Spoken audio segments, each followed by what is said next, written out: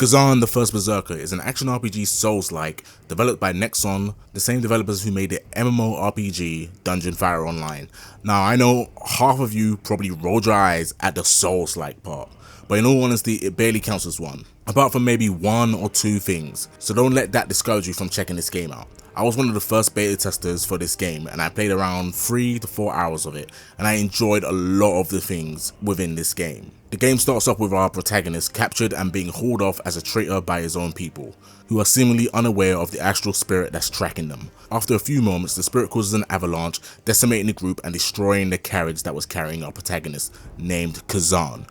Khazan is on the brink of death at this point, and the spirit, known at this point, Blade Phantom, attempts to possess and take control of Khazan's body. The Blade Phantom itself seems to be a collection of evil, violent, warmongering spirits who must possess a vessel to stay bound to the world. However, Khazan doesn't give up his body so easily, and the Blade Phantom relents, agreeing to share the body with Khazan for as long as he is useful. But obviously at a certain point he's going to try and take the body for himself. The Blade Phantom gives Khazan his power, and the two set off into the wilderness. So let's talk about the combat.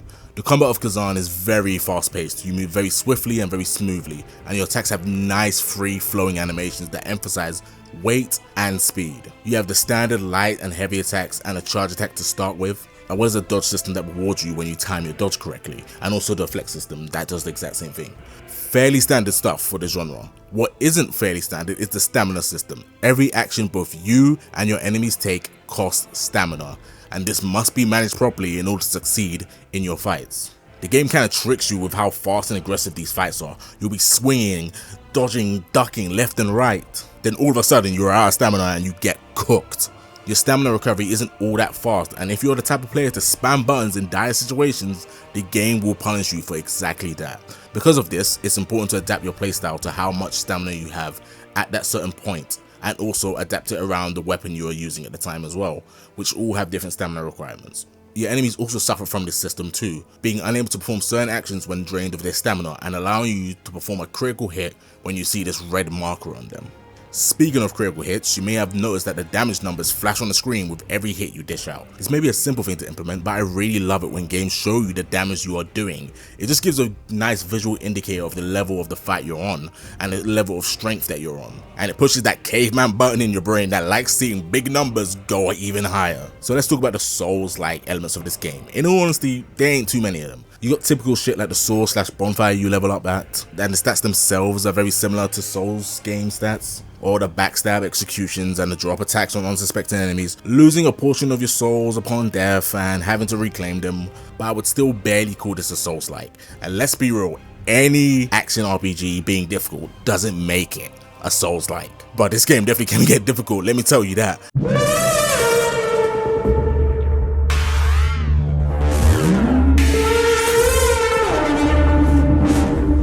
This Yatuga ass boss, this frozen yeti, this frost giant, he's a bastard. He has long ass combos, he's sprinting, jumping everywhere, throwing projectiles. He's a fucking LeBron of the Bigfoot tribe, you ask me. Oji will defend. Oh! LeBron James with no regard for human life! But anyway, we're getting off track. One thing I do really like about this game is how visually impressive it is. The character models are stylized and have this soft cell shading effect on them that makes them stand out from the environment.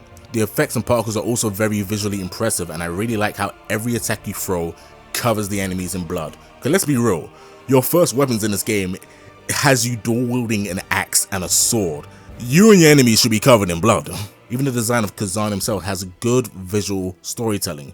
Despite us not knowing a lot about him, just by looking at his body you can tell that this is a man who has been through countless battles that have scarred and hardened his body. If you're a weirdo that doesn't like seeing half-naked men fight in the cold, there are loads of customization options for Khazan. The armor items you acquire are rendered in real time and appear in cutscenes, and the items themselves offer different numbered stat bonuses, and there are rarer versions of each piece with bonus numbers and bonus effects, as well as a weight system to manage that because, you know, Souls-like. But unlike most Souls-like and Souls games, the souls you gain to level up are not used as store currency, thank God.